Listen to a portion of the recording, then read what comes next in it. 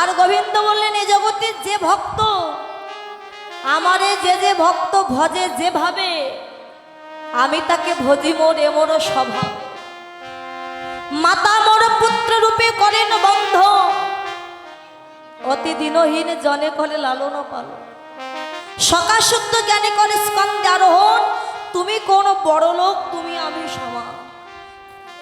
যদি কোনো ভক্ত আমায় বন্ধু রূপে চায়, আমি তাকে বন্ধু রূপে ধরা দিয়ে থাকি।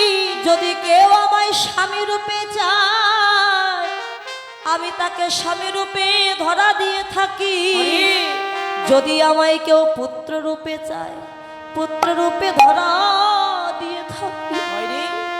ওই যে বৃন্দাবনের শ্রীরাম সখা, সে আমায় সখ্য প্রেমে চেয়েছে, আজ আমি বন্ধুরূপে সখ্য প্রেমে তাকে ধরা দিয়েছি। ওমা, আমরা সবাই জানি কৃষ্ণ যখন গোঠে এসেছিল তখন শ্রীরাম আনতে গিয়েছিল কৃষ্ণ। কৃষ্ণ যখন ঘরে ফিরবেন তখন শ্রীরাম যাবে, চল কানাই ঘরে যায়। আরে প্রশ্ন হতে পারে, আরো যে সখা ছিল সেই সব সখা বাদ দিয়ে কেন শ্রীরাম সখা কৃষ্ণকে গোঠে এনেছে? এই শ্রীরাম কে ছিল গো? জানতে হলে তো ত্রেতা যুগের কথা আমাদের জানতে হবে। ত্রেতা যুগে আমরা রামের কথা সবাই জানি। রামেরা 4 ভাই ছিল না? নাম কি কি বলুন তো দেখি, জোরে জোরে বলুন। হ্যাঁ, রাম, লক্ষ্মণ, ভরত, শত্রুঘ্ন। রাম যখন বনে গিয়েছিল সঙ্গে গিয়েছিল কে? লক্ষ্মণ গিয়েছে। আমরা বলি যে লক্ষ্মণের মতো ভাই জগতে আর কেউ না।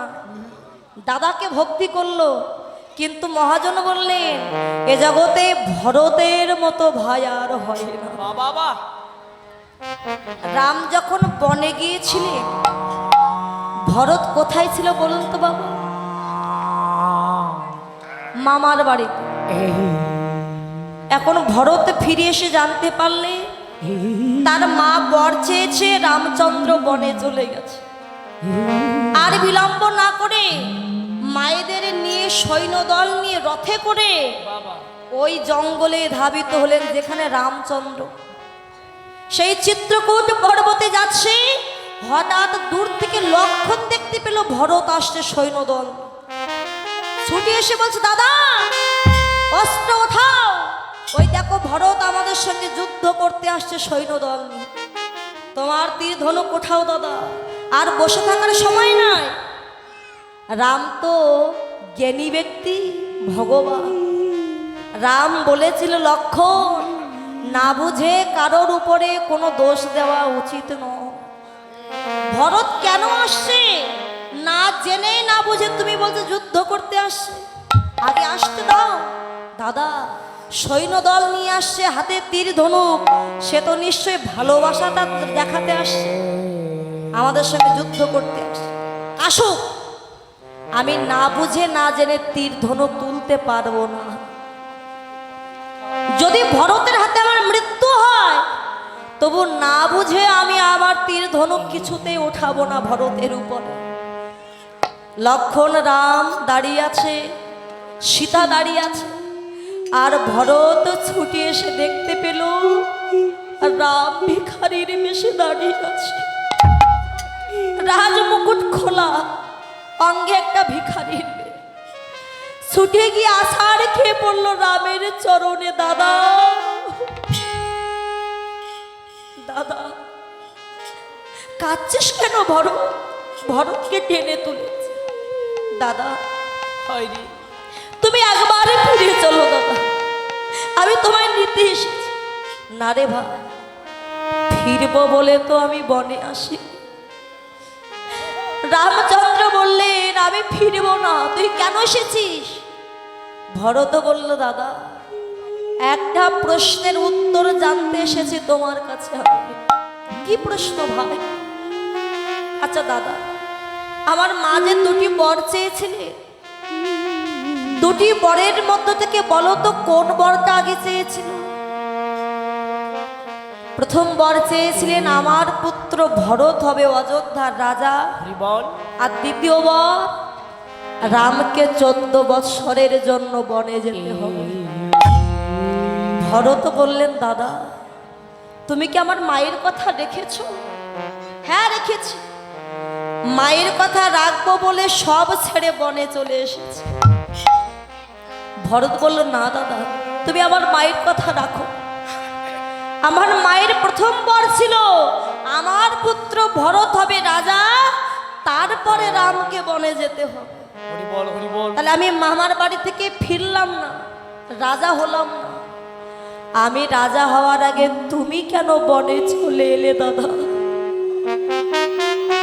আমি জানি তুমি জানতে যে আমি ফিরে এলে আমি রাজা হয়ে গেলে তোমাকে আমি আর বনে আসতে দেব না। কেন একটা রাজার অধিকার আছে, তা কাউকে বারণ করা, নিষেধ করা। আমি যখন রাজা হতাম তোমায় আদেশ দিলে তুমি আর বনে আসতে পারতে না। তাই তোমার ভক্তদের মনোবাসনা পূর্ণ করতে তুমি বনে চলে এলে, আর অপবাদ হলো, কলঙ্ক হলো আমার মা কইকেয়ী। সবাই আমার মাকে অপবাদ দিচ্ছে, কলঙ্কিনী বলছে।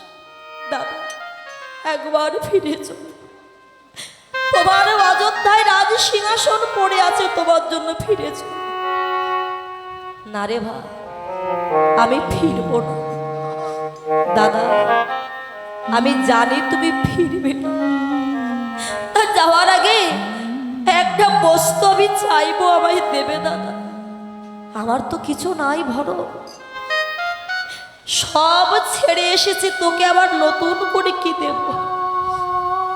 আচ্ছা দাদা কি জানো, যদি দিতে চাও তবে এইটাই আমার দাও। কি বস্তু জানো?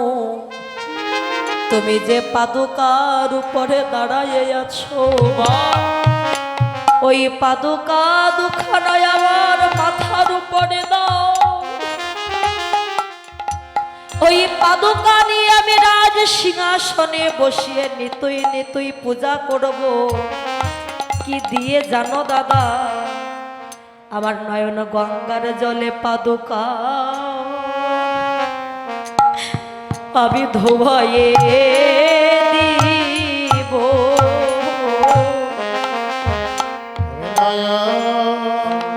গঙ্গার জলে পাদুকা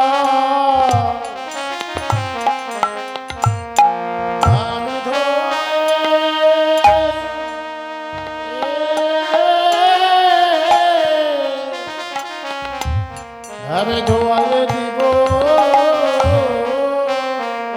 দাদাই আমার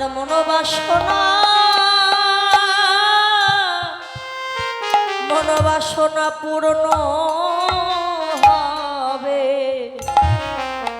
আমার নয়ন গঙ্গার জলে পাদুকা আমি ধোয়ায়ে দিব।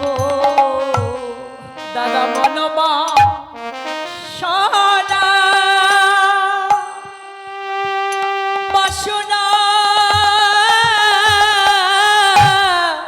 আমার পূর্ণ হবে। দাদা আমার পূর্ণ হবে। আমি দুটি নয় জলে পাদুকা আমি ধোয়ায়ে দিব। আমি ধোয়ায়ে দিব। ভরত পাদুকা বক্ষে নিয়ে যখন নয়ন জলে বুকু ভাসাই কাঁদে, রামচন্দ্র কেঁদে কেঁদে বলে, ও ভাই ভরত, আজ যেমন ভাবে আমার পাদুকা নিয়ে তুই কাঁদছিস, আমার মনে বড় বাসনা জেগেছে। আমিও যদি তোর চরণ দুখানা হৃদয়ে জড়ায়ে ধরিতে পারতাম, কিন্তু আমার মনোবাসনা পূর্ণ হবে না। কেননা তুই যে আমার ছোট ভাই আর আমি যে তোর বড় ভাই রাম। তাই মনোবাসনা পূর্ণ করিবার জন্য আগত দাপর যুগে সেদিন আমার ভাই রূপে নয়, সেদিন তুই হবি আমার বন্ধু, তোর নাম হবে শ্রীরাম। আর আমি ওই বৃন্দাবনে যাব কৃষ্ণ রূপে। সেদিন খেলা করিতে করিতে খেলার ছলনায় তোর চরণ দুটি হৃদয়ে জড়াইয়ে ধরে আমি কি করব জানিস? আমার নয়নে জলে চর আমি ধোয়ায়ে দিব। আমার এই দুটি নয়ন জলে চড়ো আমি ধোয়াইয়ে দিবা। হরিবল হরিবল হরিবল হরিবল।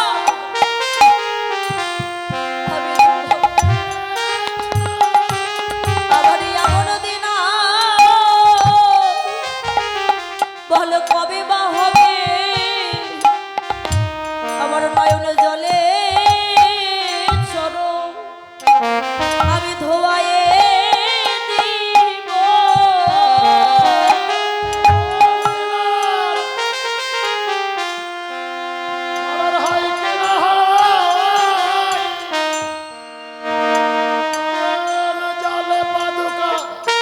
চরণ আমি ধোয়ায়ে দিব। সেদিনে যেন কাঙাল বলে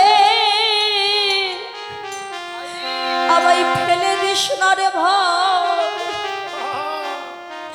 আমার নয়ন জলে চড়ু ধোয়ায়ে দিব। আমি কাঙালি বলে ভাই সেদিন ফেলে দিও না।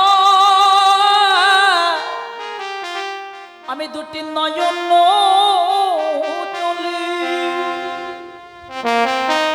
হবে চরণ দোয়াই দিব। আমার যে দিনে দিনে গোনা দিনে ফুরাইয়ে গেল রে ভাই, আমার নয়ন জলে চরণ সবাই ভক্তের চরণ ধুলি মাখো। হরিবল ধোয়ায়ে দিব। আমার দিনে দিনে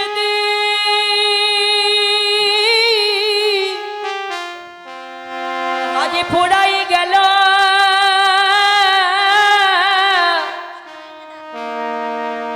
আজ মাখো ভক্তিতে চরণ ধুলি মাখো।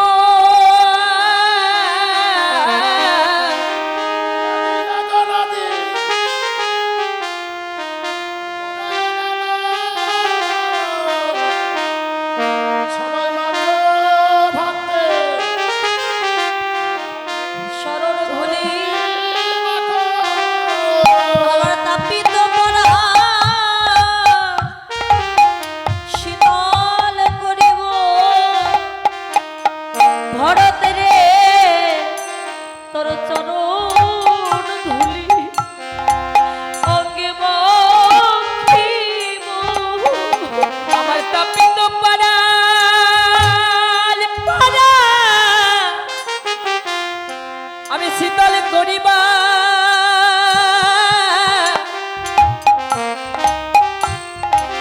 তোর চরণ ধুলি ধুলি মেখি আমি মানব জন্ম ধন্য করিবা।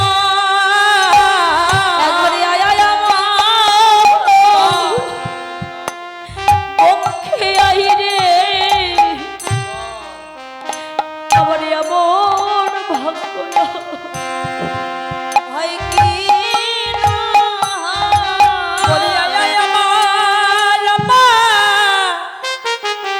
আমার বক্ষে আই রে। বলি আমার আমন জন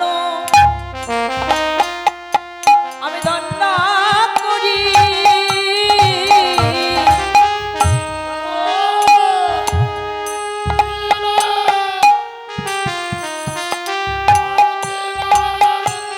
আবার তাপিত পরাণ শীতল করিব। বলি আয় আয় আমার বক্ষে আই রে।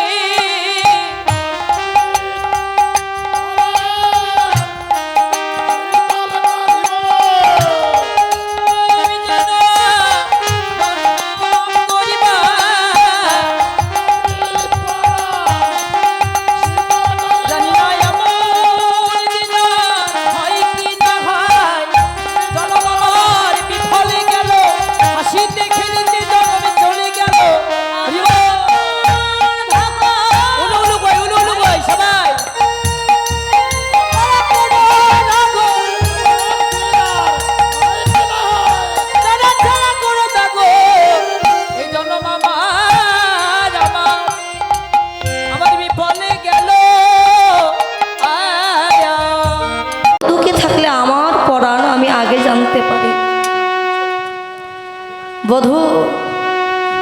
আমায় তুমি বাদিনীর ঘরে বসতে দিয়েছ, যে বাদিনীর ঘরে বসে আমার কৃষ্ণ নাম গাইতে মানা, নীল গগন পানে চাইতে মানা।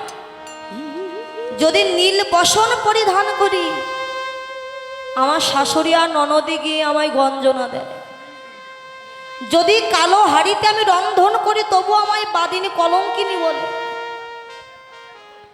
যদি আমি নয়নে অঞ্জন পরিধান করি, অঞ্জন মানে কাজল, আমার ননদিদি গিয়ে আমায় গঞ্জনা দেয়। কেন এমন বাদিনীর ঘরে বসতে দিল? তাই যদি কৃষ্ণ ভজনের ইচ্ছা হৃদয়ে জাগে, হৃদয়ে জাগে, আমি কি করি জানিস ললিতা? হরে ওই বন থেকে শুকনো কাষ্ঠ এনে উনানে দিয়ে আমি জাল ধরিয়ে দিই। আর যখন দাও দাও করে আগুন জ্বলে ওঠে, জ্বলন্ত আগুনে আমি জল ঢেলে দিই। আর কাষ্ঠ ভিজে গিয়ে যখন ধোঁয়া ওঠে, সখীরে ওই রন্ধনশালায় বসে আমি কি করি জানি? আমি যে ধোয়ার ছলে কৃষ্ণ বলে কাঁদি। সখীরে গোবিন্দ, আমি ধোঁয়ার ছলে আমি কৃষ্ণ বলে কাঁদি। কৃষ্ণ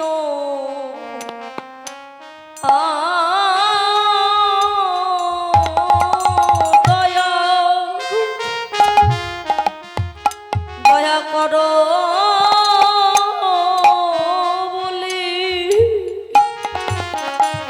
আমি যে ধোয়ার ছলে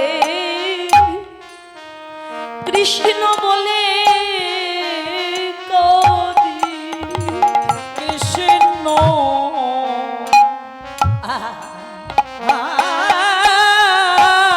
দয়া দয়া করো বলে আমি যে তোমার ছলে আমি কৃষ্ণ বলে কাঁদি। তাই গোবিন্দ, তোমার কাছে আমার এই মিনতি, তুমি আবার যদি আমায় জন্ম দাও, ওই বাদিনীর ঘরে নয়, একজন কৃষ্ণ ভক্ত মায়ের গর্ভে জন্ম দিও। সেদিন কৃষ্ণ ভক্ত মায়ের গর্ভে জন্ম নিয়ে আমি সকালে সকালে সাধুগুরু বৈষ্ণবের বাজারে গিয়ে ভক্তের চরণ দুটি হৃদয়ে জড়াইয়ে ধরে আমি যেন হা কৃষ্ণ বলে কাঁদিতে পারি।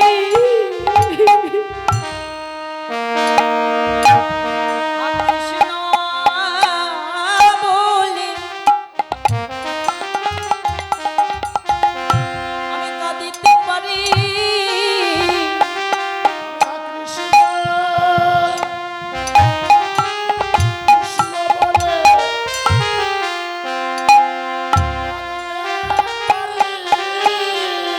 কৃষ্ণ দয়া দয়া করো বলে আমি যেন হা কৃষ্ণ বলে কাঁদিতে পারি। বলি কৃষ্ণ দয়া কর বলে যেন হা কৃষ্ণ কৃষ্ণ বলে আমি কাঁদিতে পারি। শুধু এ জন্মে না, জন্মে জন্মে যেন কৃষ্ণ বলে কাঁদি। কাঁদিতে পারি। শুধু এ জন্মে নয়, প্রতি জন্মে জন্মে আমি কৃষ্ণ বলে আমি কাঁদিতে পারি। গোবিন্দ, আমি যেন কৃষ্ণ বলে কাঁদতে পারি।